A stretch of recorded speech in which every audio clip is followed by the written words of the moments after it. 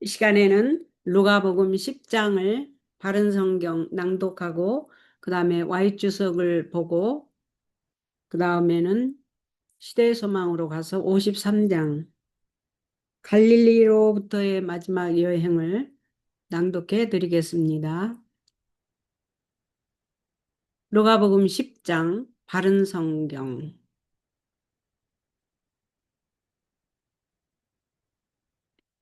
이 일들 후에 주께서 다른 72명을 임명하여 자신이 가시는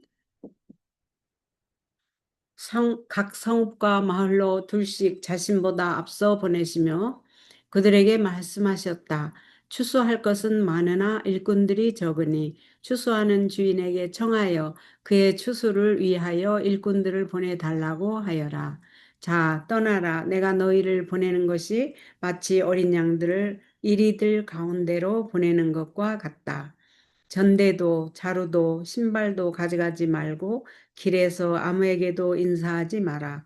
어느 집에 들어가든지 먼저 이 집에 평화를 빕니다 라고 말하여라. 거기에 화평의 아들이 있다면 너희의 화평이 그에게 머물 것이요. 그렇지 않으면 그 화평이 너희에게 돌아올 것이다. 너희는 같은 집에 머물면서 그들이 제공해 주는 것들을 먹고 마셔라. 일꾼이 자기 품삯을 받는 것이 마땅하기 때문이다.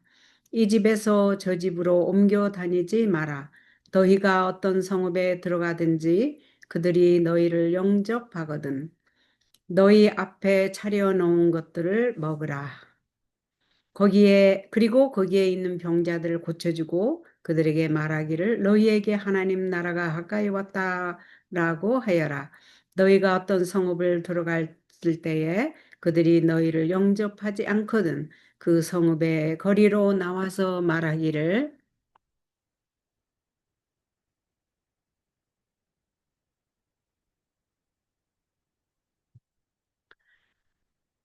너희 너희 성읍에서 우리 발에 묻은 먼지까지도 너희에게 떨어버린다. 그러나 하나님 나라가 가까이 왔다는 것을 알아라라고 하여라.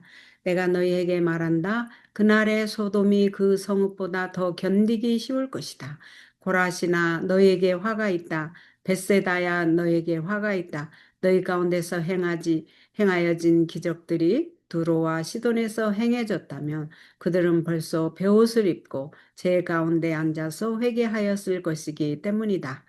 그러나 심판 때에 두로와 시돈이 너희보다 더 견디기 쉬울 것이다. 너 가버나움아 네가 하늘에까지 높아지겠느냐 네가 엄부에까지 내려갈 것이다. 너희 말을 듣는 자는 내 말을 듣는 것이고 너희를 배척하는 자는 나를 배척하는 것이다. 그리고 나를 배척하는 자는 나를 보내신 분을 배척하는 것이다. 72명이 기쁘게 돌아와 말하기를 주님, 주님의 이름으로 인해 악령들까지도 저희에게 복종하였습니다 하니 예수께서 그들에게 말씀하셨다. 내가 사탄이 하늘에서 번개처럼 떨어지는 것을 보았다. 보아라, 내가 너희에게 뱀과 정갈을 밟고 원수의 모든 능력을 제압할 권세를 주었으니 아무것도 너희를 결코 해치지 못할 것이다. 그러나 악령들이 너희에게 복종하는 이것으로 기뻐하지 말고 너희 이름이 하늘에 기록된 것으로 기뻐하여라. 그때에 예수께서 성령으로 기뻐하며 말씀하셨다. 하늘과 땅의 주님이신 아버지시여 이것들을 지혜롭고 현명한 자들에게는 숨기시고 어린아이들에게는 계시하시니 아버지께 감사합니다. 그렇습니다. 아버지시여 이것이 아버지께서 기뻐하시는 뜻이기 때문입니다. 내 아버지께서 모든 것을 내게 맡기셨으니 아버지 외에는 아무도 아들이 누구인지 알지 못하며 아들과 그 아들이 계시해 주고자 하는 자 외에는 아무도 아버지가 누구이신지 알지 못합니다. 그리고 제자들에게 돌아서서 따로 말씀하셨다. 너희가 보고 있는 것들을 보는 눈은 복되다. 내가 너희에게 말한다. 많은 선지자들과 왕들이 너희가 보고 있는 것들을 보기 원하였으나 보지 못하였고 너희가 듣고 있는 것들을 듣기 원하였으나 듣지 못하였다. 마침 어떤 율법 학자가 일어나 예수님을 시험하며 말하기를 선생님, 제가 무엇을 하여야 영생을 얻겠습니까? 하니 예수께서 그에게 말씀하셨다.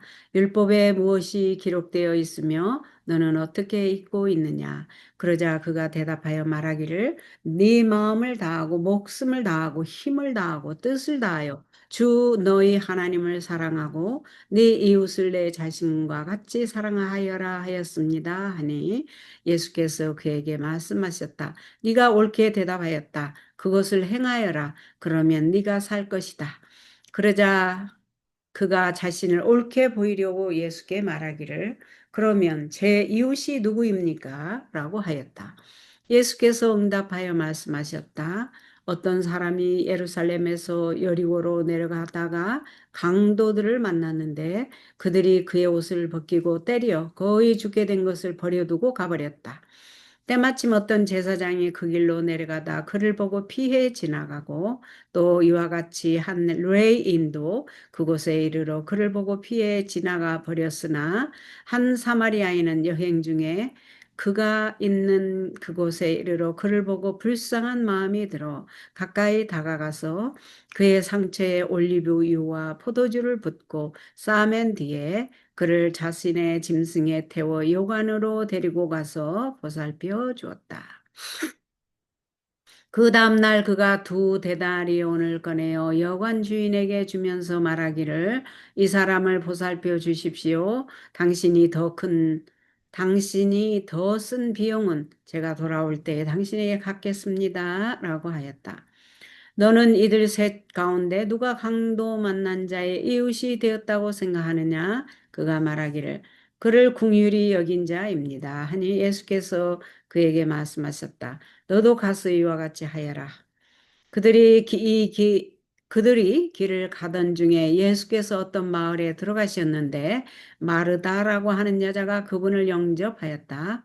그 여자에게는 마리아라고 불리는 여동생이 있었는데 그 여자는 주님의 발 앞에 앉아서 그분의 말씀을 듣고 있었다.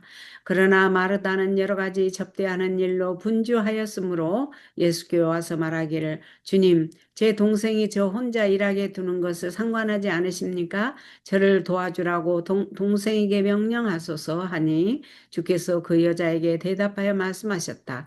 마르다야 마르다야 네가 많은 일들로 염려하며 걱정하고 있구나. 그러나 필요한 것은 하나뿐이다. 마리아는 그 좋은 것을 선택하였으니 그것을 빼앗기지 않을 것이다. 여기까지 누가복음 10장 바른 성경을 사용해서 읽어드렸습니다. 그 다음에 여기에 나온 말을 좀 더 잘 이해하기 위해서 도움을 주는 참고서 역할을 하는 Y주석으로 가서 보겠습니다. 이렇게 보니까 누가복음 10장 25절에 그 청년이 물었죠. 누가 우리의 이웃입니까? 라고 물었는데 이 Y주석의 설명을 들어보겠습니다. 선한 사마리아의 이야기 가운데서 그리스도는 참 종교는 제도나 신조나 의식으로 이루어지는 것이 아니요 다른 사람에게 최대의 선을 베풀고 진정한 선으로 사랑하는 행위를 이루는 데 있다는 것을 보이셨다. 예수께서는 또다시 논쟁 가운데 빠지는 것을 원하지 않으셨다. 그러나 예수께서는 단순한 이야기로서 모든 사람의 마음을 감동시키고 율법사로 하여금 진리를 고백하게 한 천례의 사랑이 넘쳐 흐르는 장면을 청중들에게 묘사하였다. 이렇게 하여 누가 내 이웃이니까? 라는 질문은 영원한 답을 얻었다. 그리스도께서는 우리의 이웃이 다만 우리가 속하고 있는 교회나 같은 신앙을 가진 사람만을 의미하는 것이 아님을 보이셨다. 인종이나 피부의 색깔이나 계급의 구별에 아무런 상관이 없는 것이다. 우리의 이웃은 우리의 도움이 요구되는 바로 그 사람이다.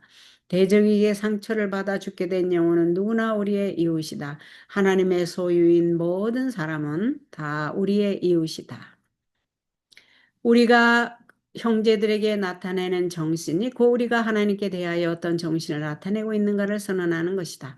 마음속에 하나님께 대한 사랑이 있을 때에만 이웃에 대한 사랑이 솟아난다. 누구든지 하나님을 사랑하노라 하고 그 형제를 미워하면 이는 거짓말하는 자니 보는 바 그 형제를 사랑하지 아니하는 자가 보지 못하는 바 하나님을 사랑할 수 없느니라.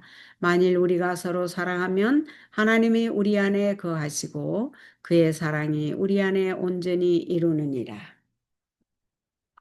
복음의 실황이란 성령의 역사로 말미암아 심령이 성화된다는 것은 그리스도의 성질을 사람 속에 부식하는 것이다. 복음의 신앙이란 곧 그리스도께서 그 생애 가운데 사시는 것이니 곧 살아서 활동하는 원칙을 말한다. 이 신앙은 품성 가운데 그리스도의 덕성이 드러나고 그것이 선한 행실을 하게 하는 것이다. 복음의 원칙들은 우리의 실생활의 어떤 부분으로도 분리할 수 없다. 그리스도인의 모든 경험과 활동은 그리스도의 생애를 대표하는 것이 되어야 한다. 사랑은 경건의 기초이다. 사람이 말로는 아무리 공언한다 할지라도 자기의 형제에 대하여 이기심 없는 사랑을 가지지 못하는 한 하나님께 대한 순진한 사랑을 가질 수가 없다. 그러나 우리는 다른 사람을 사랑하려고 애씀으로만도 결코 이런 정신을 갖게 할 수 없다. 필요한 것은 그리스도의 사랑이 우리의 마음 가운데 있어야 한다. 자신이 그리스도에게 융화되는 때에는 사랑은 저절로 생겨난다. 그리스도의 품성의 완성은 다른 사람을 돕고자 하는 생각이 마음속에 계속하여 일어나는 때에 성취된다. 즉 하늘의 햇빛이 마음에 충만하고 얼굴에 나타낼 때 성취된다.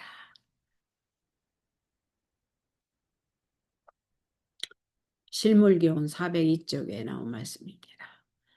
그리스도와 연결될 때 우리는 모두를 사랑할 수 있다. 이게 무슨 말인가? 그리스도께서 거하시는 마음에 사랑이 결핍될 수는 없다. 하나님이 우리를 먼저 사랑함으로 인하여 우리가 그를 사랑한다고 할 것 같으면 우리는 그리스도께서 생명을 희생하시면서까지 사랑하신 모든 사람을 사랑해야 될 것이다. 우리는 사람들과 접촉하지 않고는 신성과 접촉할 수 없다. 왜냐하면 우리의 보좌에 앉으신 그리스도의 안에서 인성과 신성이 결합되는 까닭이다. 우리가 그리스도와 연결되면 우리는 사랑의 사슬의 금고리로 말미암아 우리 동포들과 연결된다.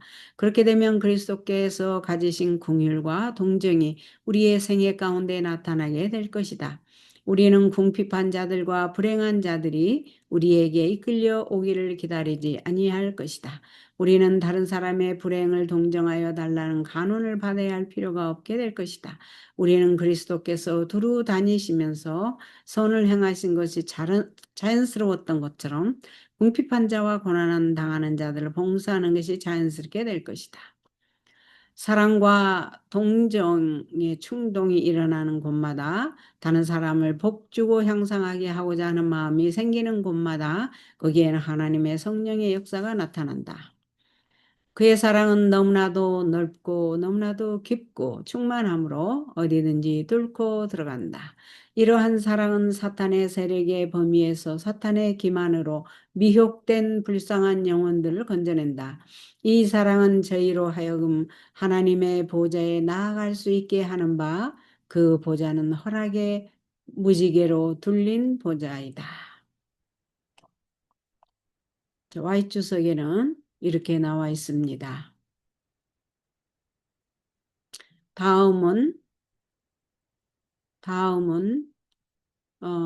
시대의 소망으로 가서 제53장 갈릴리로부터의 마지막 여행을 여기 누가복음 10장을 지금 읽었잖아요. 여기 누가복음 10장 1절에서 24절까지의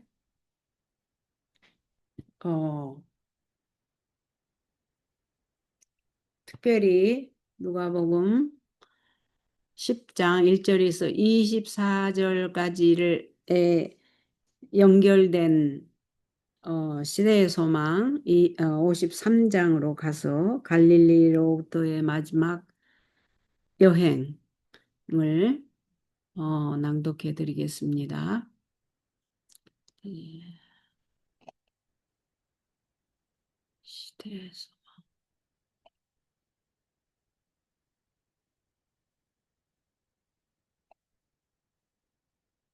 자, 여기 시대의 소망 53장 갈릴리로부터의 마지막 여행이 아까 누가복음 10장이 1절에서 24절에 해당된 말씀입니다. 네, 시대의 소망 53장을 낭독해 드리겠습니다. 그 누가복음 10장 1절에서 24절까지의 말씀을 잘 이해하도록 참고서 역할을 하는 이 시대의 소망을 읽어 드리겠습니다. 제53장 갈릴리로부터의 마지막 여행. 봉사의 마지막이 가까워짐에 따라 그리스도의 일하시는 방법에 변화가 생겼다. 그분께서는 지금까지 흥분을 일으키거나 세상에 널리 알려지는 것을 피하려고 노력하셨다. 그분께서는 당신의 인기가 제어할 수 없을 만큼 영광적으로 불타오르는 것처럼 보이자 백성들의 경의를 사양하고 이곳저곳으로 빨리 왕래하셨다. 그분께서는 여러 차례 아무도 당신을 그리스도라고 선언하지 말도록 명령하셨다.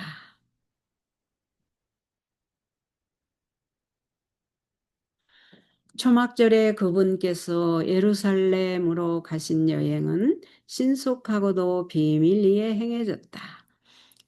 그분의 형제들이 자신을 메시아로서 공적으로 나타내도록 강권하였을 때에 그분은 내 때는 아직 이르지 않았다고 대답하셨다. 그분께서는 다른 사람의 주목을 끌지 않고 예루살렘으로 가셨으며 아무에게도 알리지 않고 도성에 들어가셨으며 대중의 존경도 받지 않으셨다. 그러나 그분의 마지막 여행은 그렇지 않았다. 그분께서는 제사장들과 납비들이 악의를 품고 있었기 때문에 잠시 동안 예루살렘을 떠나 계셨다. 그러나 이제 그분께서는 예루살렘으로 돌아가기에 출발하셨는데 가장 대중적인 방식으로 순회로를 따라 여행하셨다. 그리고 당신의 오심을 알리기 위하여 사자를 앞서 보내셨는데 이는 그분께서 전에 결코 하신 일이 없던 일이다. 그분께서는 큰 희생을 치르실 현장으로 나아가고 계셨는데 이 희생에 백성들의 관심이 둘려져야 하였다. 모세가 광야에서 뱀을 든 것 같이 인자도 들려야 하리라. 모든 이스라엘 백성들의 눈이 그들을 치료하기 위하여 세워진 상징물인 높이 들린 뱀을 쳐다보아야 되었던 것처럼 모든 사람의 눈은 잃어버린 세계의 구원을 가져다 준 희생 제물인 그리스도에게로 이끌려야 한다. 그분의 형제들이 그분에게 초막절에 자신을 백성들에게 공공연하게 나타내도록 권유하게 된 것은 메시아의 사업에 대하여 그릇된 개념을 가졌기 때문이며 예수님의 신적 품성에 대하여 믿음이 부족한 까닭이었다. 이제 이와 똑같은 정신으로 제자들은 그분께서 예루살렘으로 여행하시는 것을 막으려고 하였다.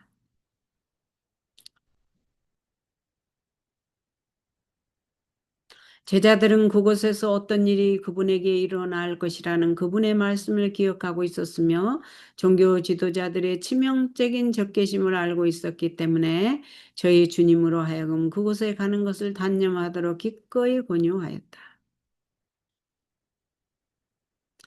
사랑하는 제자들의 공포와 실망 그리고 불신을 거스르고 당신의 길을 밀고 나아가시는 것은 그리스도의 마음에 고통스러운 일이었다.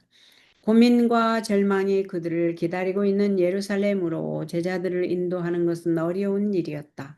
사탄은 인자를 유혹하기 위하여 가까이에 있었다.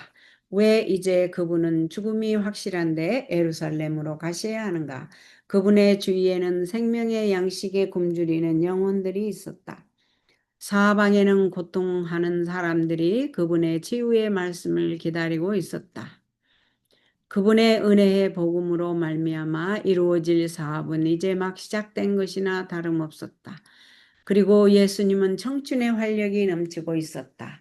왜 은혜의 말씀과 병 고치는 능력을 가지고 세계의 넓은 분야로 나아가지 않는가?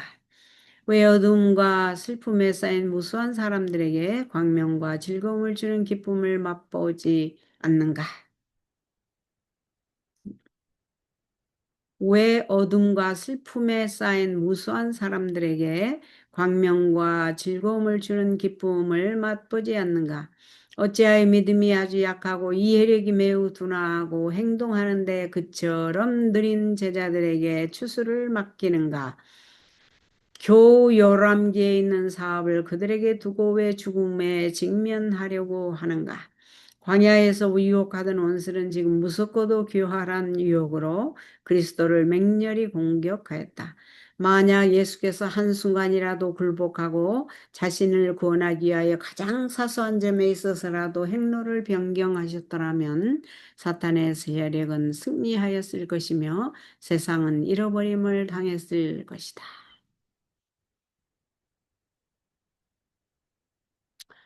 그러나 예수께서는 예루살렘을 향하여 올라가기로 굳게 결심하셨다. 그분의 생애의 유일한 법은 아버지의 뜻이었다. 그분께서 소년 시절에 성전에 올라가셨을 때에 마리아에게 내가 내 아버지 집에 있어야 될 줄을 알지 못하셨나이까? 라고 말씀하셨다. 가나에서 마리아가 그분께 이적의 능력을 나타내기를 원하였을 때에 그분은 내 때가 아직 이르지 못하였나이다 라고 대답하셨다. 그분의 형제들이 그에게 절기에 참석하도록 권유했을 때에도 그분께서는 같은 말씀으로 대답하셨다. 그러나 하나님의 크신 계획 가운데 사람들의 죄를 위하여 그분 자신을 희생 제물로 바쳐야 할 시간은 정해져 있었으며 그 시간은 곧 올 것이었다. 그분께서는 실패하지도 머뭇거리지도 않으셨다. 그분의 발걸음은 원수들이 당신의 목숨을 빼앗으려고 오랫동안 음모하고 있는 예루살렘으로 향하셨다. 이제 그분께서는 생명을 버리실 것이다. 그분께서는 박해와 거절과 정죄와 죽음으로 나아가기로 굳게 결심하였다. 그리고 그분께서 사자들을 앞서 보내심에 저희가 가서 예수를 위하여 예비하려고 사마리아의 한 촌으로 들어갔다. 그러나 그분께서 예루살렘을 향하여 가시고 있었으므로 백성들은 그분을 받아들이지 않았다. 그들은 이것이 그리스도께서 그들이 극히 증오하고 있는 유대인들을 더 좋아하시는 것을 보여주는 것이라고 해석하였다. 만약 그분께서 그리심산의 성전과 예배를 회복하기 위하여 오셨더라면 그들은 그분을 즐겁게 영접하였을 것이다. 그러나 예수께서는 예루살렘으로 가시고 있었으므로 예수를 환대하지 않았다. 그들은 하늘에서 주신 가장 큰 선물을 문간에서 쫓아내고 있다는 것을 거의 깨닫지 못하였다. 예수께서는 당신을 영접하도록 사람들을 초청하셨으며 당신이 그들에게 가까이 나아가 가장 풍성한 축복을 베풀 수 있도록 그들에게 도움을 요청하셨다. 그분께서는 당신에게 베풀어진 모든 후의에 대하여 더 귀중한 은혜로 보답하셨다. 그러나 사마리아 사람들은 그들이 지닌 편견과 고집 때문에 모든 축복을 잃어버렸다.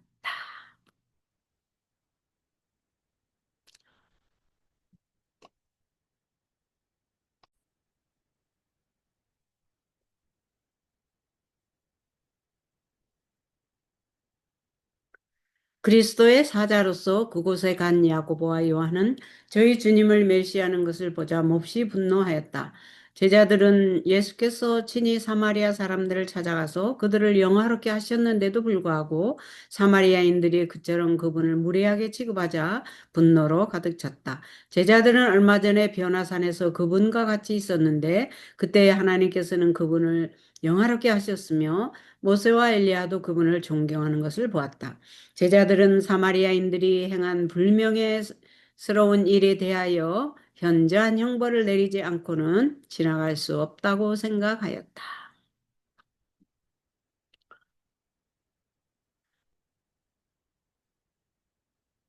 제자들은 그리스도께 나와 그들이 그분에게 하룻밤을 유숙하는 것까지도 거절하였다는 백성들의 말을 그분께 보고하였다.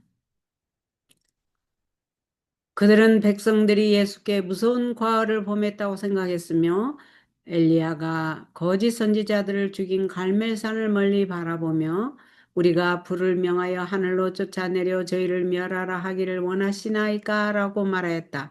그들은 저희 말을 듣고 슬픔에 잠기시는 예수님을 보고 놀랐으며 더욱 놀란 것은 더욱 놀란 것은 그분의 다음과 같은 책망의 말씀이 저희 귀에 들렸기 때문이다. 가라사대 너희는 무슨 정신으로 말하는지 모르는구나. 인자는 사람의 생명을 멸하러 온 것이 아니요 구하러 왔노라. 그런 후 그분은 다른 촌으로 가셨다. 당신을 받아들이도록 사람들에게 강요하는 것은 그리스도의 사명과 아무런 관계가 없다. 양심을 강요하는 것은 사단과 그의 정신으로 움직이는 사람들이 하는 일이다. 의를 위하여 열렬히 일한다는 핑계 아래 악한 천사들과 동맹한 사람들은 저희 동료들을 저들의 종교적 이념으로 개종시키기 위하여 그들에게 고통을 가져다 준다. 그러나 그리스도께서는 언제나 자비심을 보여주신다. 곧 사랑을 나타내심으로 영혼을 얻으려고 노력하신다. 그분께서는 영혼 속에 어떤 경쟁자도 허락하지 않으며 부분적인 봉사도 받지 않으신다. 다만 그분은 사랑의 강권으로 말미암아 마음에서 우러나오는 복종, 즉 자발적인 봉사를 원하신다. 우리의 사업을 옳게 평가하지 않거나 우리의 이상에 반대되게 행동하는 사람들을 해치고 멸하려는 경향보다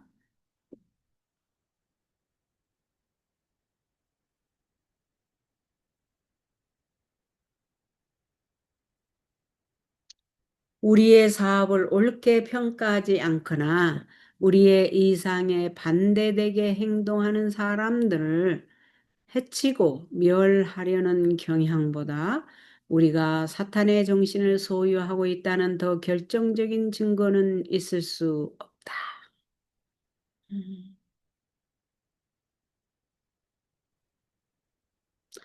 육체와 심령과 정신을 가진 각 사람은 다 하나님의 소유이다. 그리스도께서는 만민을 구속하기 위하여 죽으셨다. 종교적 편협심으로 말미암아 구주께서 보혈로 사신 자들에게 고통을 주는 것보다 하나님께 더 불쾌한 일은 없다. 예수께서 거기서 떠나 유대 지경과 요단강 건너편으로 가시니 무리가 다시 모여들거늘 예수께서 다시 전례대로 가르치셨다. 그리스도께서는 수개월에 걸친 마지막 봉사의 상당 부분을 유대로부터 멀리 요단편에 있는 베레아 지방에서 보내셨다. 이곳에서는 많은 무리들이 그분의 초기 봉사에서처럼 그분의 주위에 모여들었으며 그분이 이전에 가르치신 많은 교훈들이 반복되었다.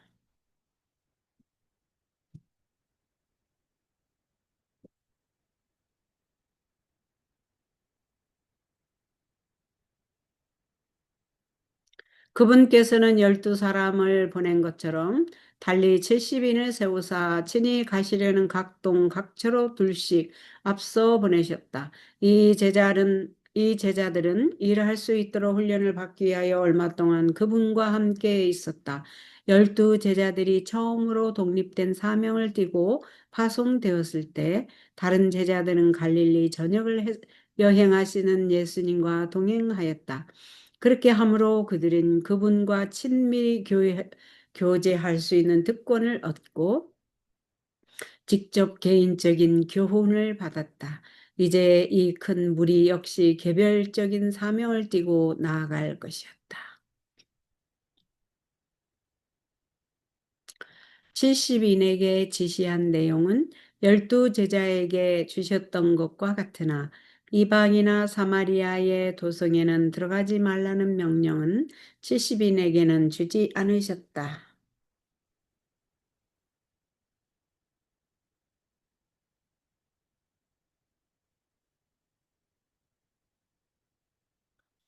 그리스도께서는 방금 사마리아인에게 거절을 당하셨지만 사마리아인에 대한 사랑은 변함이 없었다.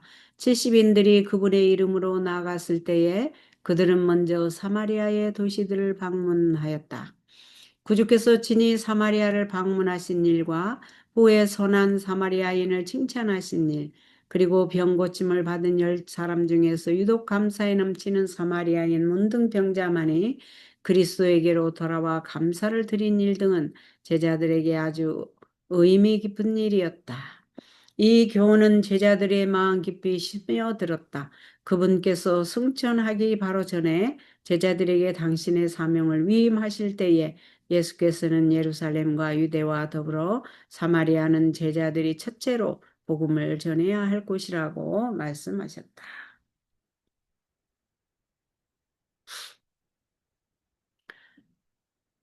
그분의 가르침은 그들로 하여금 이 사명을 성취시키도록 준비시키셨다. 제자들은 주님의 이름으로 사마리아에 갔을 때 백성들이 기쁨으로 영접하는 것을 보았다. 사마리아인들은 그리스도께서 칭찬하신 말씀과 그분이 저희 나라 사람들에게 자부리를 베푸신 사실을 알고 있었다. 사마리아인들은 그분을 거칠게 대하였음에도 불구하고 오직 저들에 대한 사랑으로 충만하심을 보고 마음이 끌렸다. 그분께서 승천하신 후에 사마리아인들은 구주의 사신들을 환영했으며 제자들은 한때 저희의 가장 큰 원수였던 사람들 가운데서 귀중한 수확을 거두었다. 상한 갈대를 꺾지 아니하며 꺼져가는 등불을 끄지 아니하고 진리로 공의를 베풀 것이며 또한 이방인들이 그 이름을 바라리라 함을 이루려 하심이니라. 70인을 보내실 때에 예수께서는 12제자에게 명하신 것처럼 환영받지 못하는 것에 머물려고 애쓰지 말라고 하셨다. 어느 동네에 들어가든지 너희를 영접지 아니하거든 그 거리로 나와서 말하되 너희 동네에서 우리 발에 묻은 먼지도 너희에게 떨어버리노라. 그러나 하나님 나라가 가까이 온 줄 알라 하고 예수께서 말씀하셨다. 제자들이 이렇게 하는 것은 울분이 그 동기가 되거나 자존심이 상했기 때문이 아니라 주님의 기별이나 그분의 사신들을 거절하는 것이 얼마나 무서운 일인가를 보여주기 위하여 행할 것이었다. 주님의 종들을 거절하는 것은 그리스도 자신을 거절하는 것이다. 예수께서 다시 그날에 소돔이 그 동네보다 견디기 쉬우리라고 말씀하셨다. 그때에 그분은 그처럼 많은 봉사의 시간을 보냈던 갈릴리 마을들을 회상하셨다. 마음 깊이 슬퍼하는 어조로 그분께서는 큰 소리로 말씀하셨다.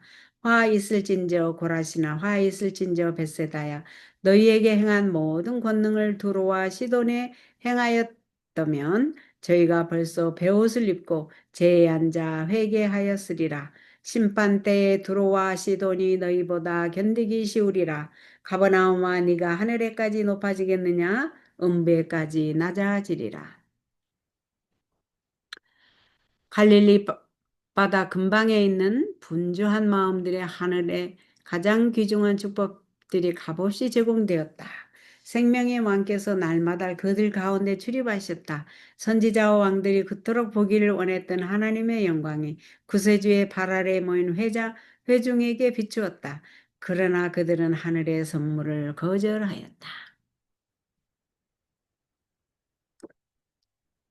매우 신중한 채 하면서 납비들은 이 새로운 선생이 가르치는 새 교리를 받아들이지 말도록 백성들에게 경고하였다.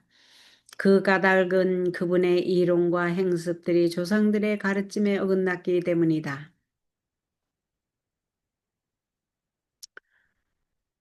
백성들은 스스로 하나님의 말씀을 깨달으려고 노력하는 대신에 제사장들과 바리새인들이 가르치는 것을 믿었다. 그들은 하나님을 높이는 대신에 제사장들과 관원들을 존경하였으며 그들 자신의 유전을 지키려고 진리를 거역하였다. 많은 사람들은 깊은 인상을 받고 거의 설득되었지만 저희가 깨달은 대로 행하지 않았으므로 그리스도의 편에 계수함을 받지 못하였다. 사탄은 빛이 어둠처럼 보일 때까지 그의 유혹을 제시하였다. 이리하여 많은 사람들은 영혼의 구원을 확증할 수 있는 진리를 거절하였다.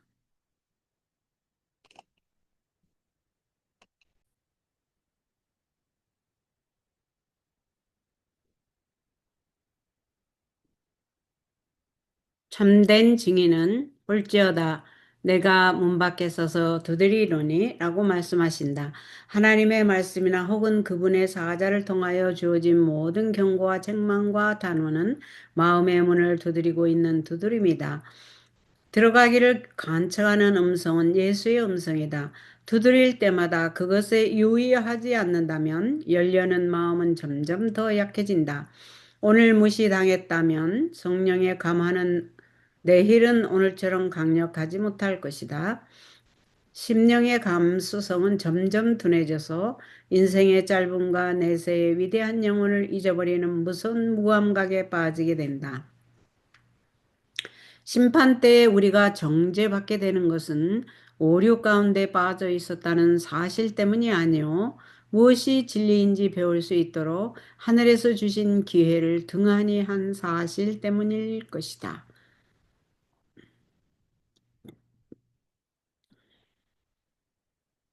70인들도 사도들처럼 저희의 사명의 증거로서 초자연적인 권능을 부여받았다.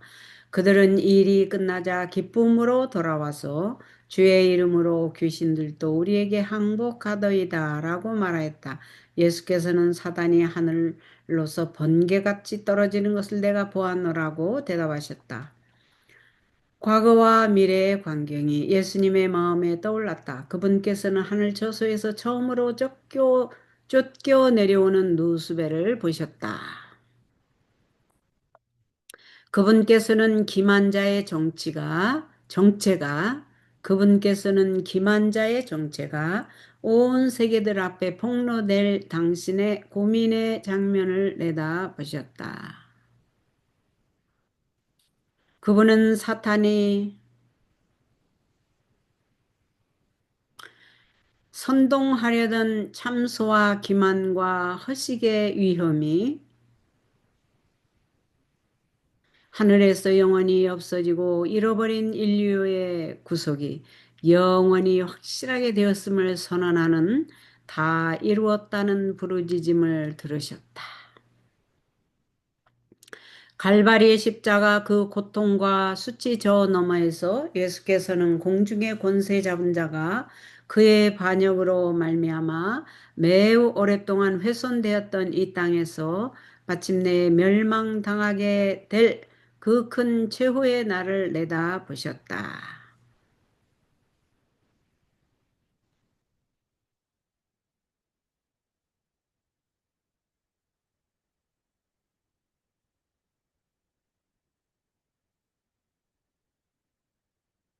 예수께서는 죄악의 일이 영원히 끝나고 하늘과 땅이 하나님께서 주시는 평화로 가득 차게 되는 것을 보셨다.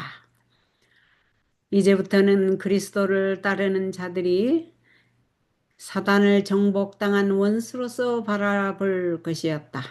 십자가 위에서 예수께서는 그들을 위하여 승리를 얻으실 것이었는데 그분은 이 승리를 그들 자신의 것으로 받아들이기를 원하셨다.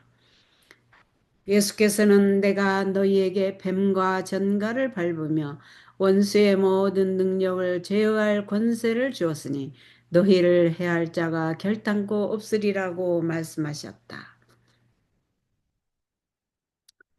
전능하신 성령의 권능은 죄를 참회하는 모든 영혼의 방패이다. 그리스도께서는 죄를 뉘우치고 믿음으로 당신의 보호하심을 주장하는 사람들은 한 사람도 원수의 권세 아래 들어가도록 허락하지 않으실 것이다.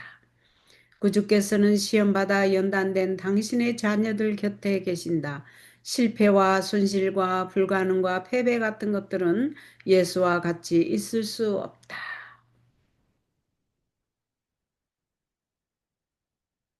우리는 우리에게 능력 주시는 그분을 통하여 모든 일을 할 수 있다. 유혹과 시련이 닥쳐올 유혹과 시련이 닥쳐올 때에 모든 어려움을 바로 잡으려고 기다리지 말고 그대를 도와주시는 예수님을 바라보라. 사탄의 능력에 대하여 너무 많이 생각하고 말하는 그리스도인들이 있다. 그들은 저희 원수에 대하여 생각하고 그에 관하여 기도하고 말함으로써 원수는 그들의 상상에 점점 더 크게 보인다. 사단이 강력한 존재인 것은 사실이나 하나님께 감사할 것은 우리에게는 하늘에서 악한 자를 추방시키신 능력 있는 구주가 계신다는 사실이다. 사탄은 우리가 그의 힘을 과장할 때 기뻐한다. 왜 예수님에 대하여 말하지 않는가? 왜 그분의 능력과 사랑을 높이지 않는가?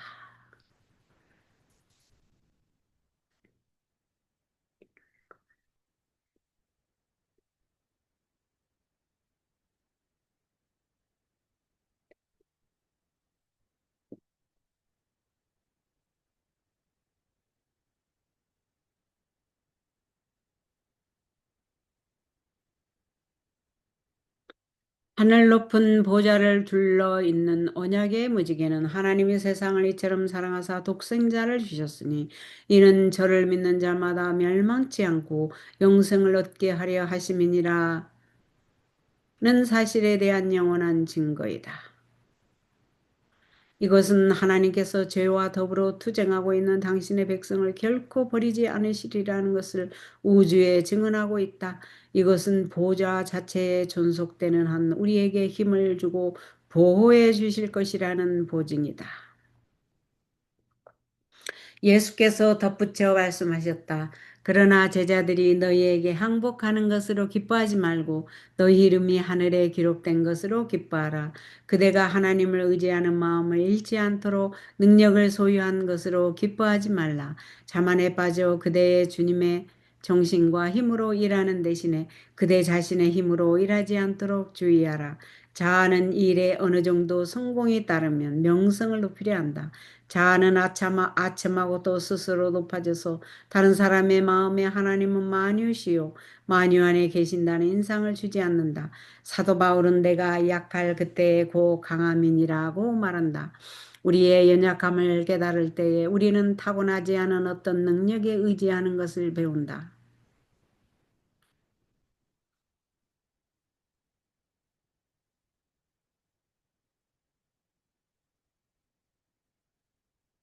하나님께 대한 우리의 책임감을 지속적으로 느끼는 것만큼 우리의 마음을 그처럼 강하게 붙들 수 있는 것은 없다. 그리스도의 용서하시는 사랑을 느끼는 것만큼 행동의 동기를 그처럼 깊게 하는 것은 없다. 우리는 하나님과 접촉해야 한다. 그렇게 할 때 성령의 감화를 받아서 동료 인간들과 접촉할 수 있게 된다. 그때에 그리스도를 통하여 하나님과 연합되고 하늘 가족의 일원이 됨을 기뻐하라. 그대가 자신보다도 더 높이 쳐다볼 때에 그대는 인간의 연약감을 끊임없이 느끼게 될 것이다. 그대가 이기심을 적게 가지면 가질수록 구주의 탁월하심을 더욱 명확하게 그리고 더욱 충분히 깨달을 수 있을 것이다. 그대 자신을 빛과 힘의 근원에 더욱 가까이 연결시키면 시킬수록 더 큰 빛이 그대에게 비칠 것이요. 하나님의 사업을 위하여 더 큰 힘이 그대에게 주어질 것이다. 그대가 하나님과 하나 되고 그리스도와 하나가 되며 온 하늘 가족과 하나가 됨을 기뻐하라. 70인들이 그리스도의 말씀을 들을 때에 성령께서는 생생한 실제들로 그들의 마음에 감명을 주었으며 그 심령의 비의 진리를 기록하셨다. 군중들이 그들을 둘러싸고 있었지만 그들은 차단되어 하나님과 함께 있는 것처럼 보였다. 예수께서는 제자들이 그 시간에 영감을 받은 것을 아시고 성령으로 기뻐하사 가라사대 천재의 주제신 아버지여 이것을 지혜롭고 슬기 있는 자에게는 숨기시고 어린아이들에게는 나타내심을 감사하나이다. 옳소이다. 이렇게 된 것이 아버지의 뜻이니이다. 내 아버지께서 모든 것을 내게 주셨으니 아버지 외에는 아들이 누군지 아는 자가 없고 그 아들과 또 아들의 소원대로 계시를 받은 자 외에는 아버지가 누군지 아는 자가 없나이다 라고 하셨다. 소위 위대하고 현명하다고 세상에서 존경을 받는 사람들이라도 그들이 자랑하는 모든 지혜로서도 그리스도의 품성을 이해할 수는 없었다. 그들은 외모로 곧 인간으로서 그분에게 닥쳐온 굴욕을 보고 그분을 판단하였다. 그러나 어부들과 세리들은 보이지 않는 하나님을 볼 수 있었다. 제자들까지도 예수께서 저희에게 나타내기를 원하셨던 모든 일을 깨닫지 못하였다. 그러나 가끔 제자들이 저희 자신을 성령에 감하여 굴복시켰을 때 그들의 심령은 계몽되었다. 제자들은 전능하신 하나님의 인성을 입으시고 저희 가운데 계신 것을 깨달았다. 예수께서는 이 지식을 슬기롭고 총명한 자들은 소유하지 못했지만 보잘것없는 사람들에게 계시된 것에 대해 기뻐하셨다. 종종 그분께서 구약 성경의 말씀을 소개하고 그것들이 자기와 자기의 속죄 사업에 적용되는 것을 보여주셨을 때 제자들은 성령의 크게 웃지심을 받고 천국의 분위기 가운데 들어갔다. 제자들은 선지자들이 기록한 영적 진리를 기록자 자신들보다 제자들은 선지자들이 기록한 영적 진리를 기록자 자신들보다 더 분명하게 따랐다. 그 후에 그들이 구약 성경을 읽었을 때에는 서기관과 바리새인의 교리나 이미 죽은 현인들의 어록들처럼 대하지 않고 하나님의 새로운 계시로 대하였다. 세상이 늘 은행이 저를 받지 못하나니 이는 저를 보지도 못하고 알지도 못함이라. 그러나 너희는 저를 아나니 저는 너희와 함께 거하시며 또 너희 속에 계시겠다.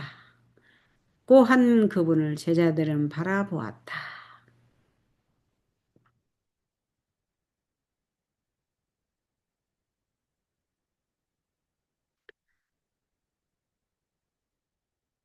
아, 얼마 남지 않아서 다 읽어버리는 게 낫겠는데요.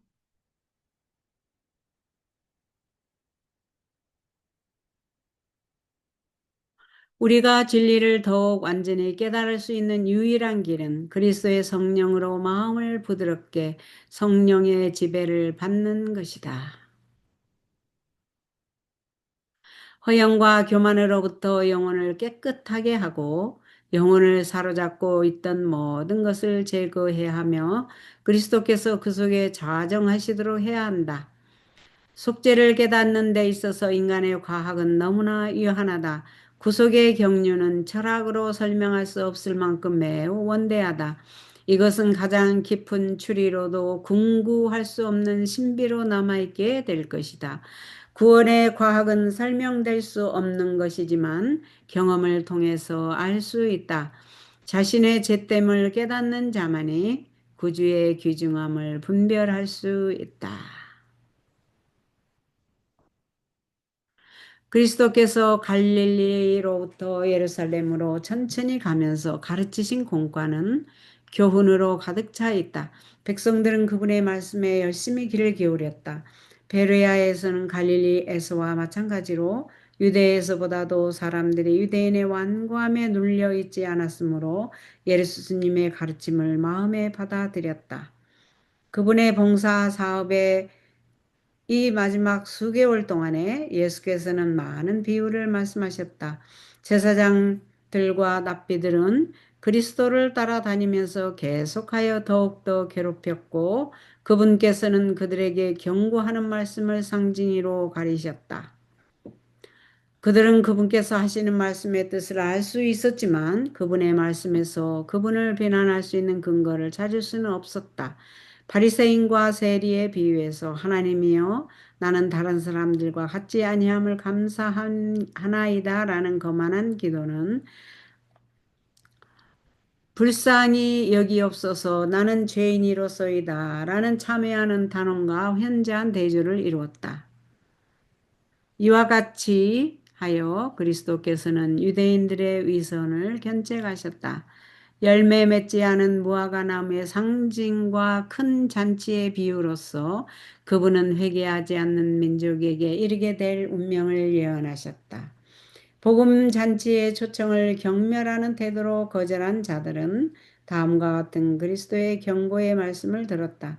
내가 너희에게 말하노니 전에 청하였던 그 사람은 하나도 내 잔치를 맛보지 못하리라. 제자들에게 주신 교훈은 매우 귀중하였다. 성가시게 구는 과부의 친구가 밤중에 빵을 달라고 하는 비유는 그분의 다음 말씀에 더욱 그분의 다음 말씀에 새로운 설득력을 부여하였다. 구하라 그러면 너희에게 주실 것이요 찾으라 그러면 찾을 것이요 문을 두드리라 그리하면 너희에게 열릴 것이니 때때로 그들의 흔들리던 믿음은 하물며 하나님께서 그 밤낮 부르짖는 택하신 자들의 원한을 풀어주지 아니하시겠느냐 저희에게 오래 참으시겠느냐 내가 너희에게 이르노니 속히 그 원한을 풀어주시리라고 하신 그리스도의 말씀을 회상하고 힘을 얻었다.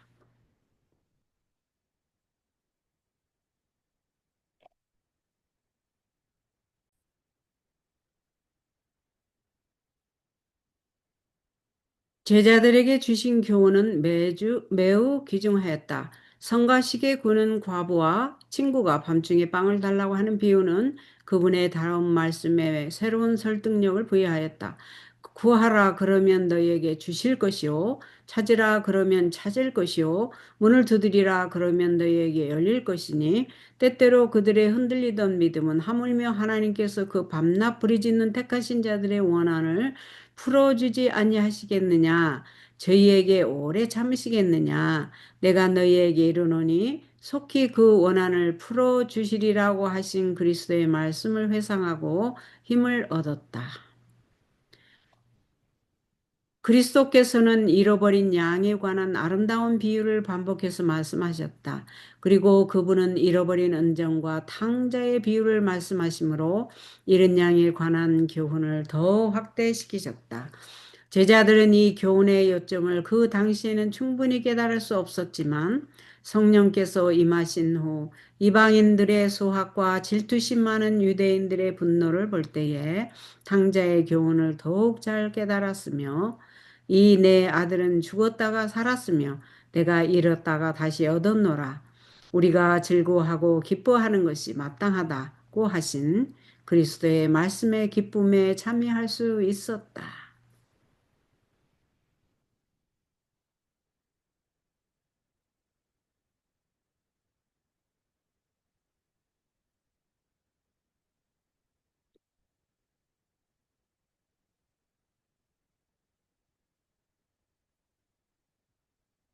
제자들이 죽음에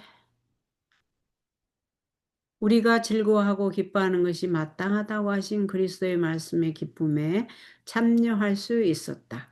제자들이 주님의 이름으로 나아가 비난과 빈곤과 핍박을 당할 때에 그들은 마지막 여행에서 하신 그분의 명령을 되새기면서 마음의 용기를 얻었다.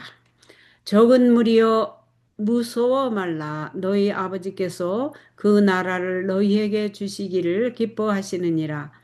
너희 소유를 팔아 구제하여 낡아지지 아니하는 주머니를 만들라.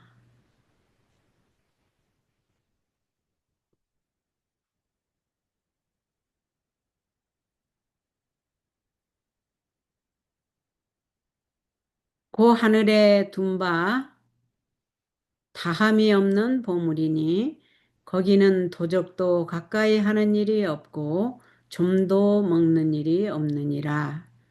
너희 보물 있는 곳에는 너희 마음도 있으리라. 오늘은 여기까지 하겠습니다.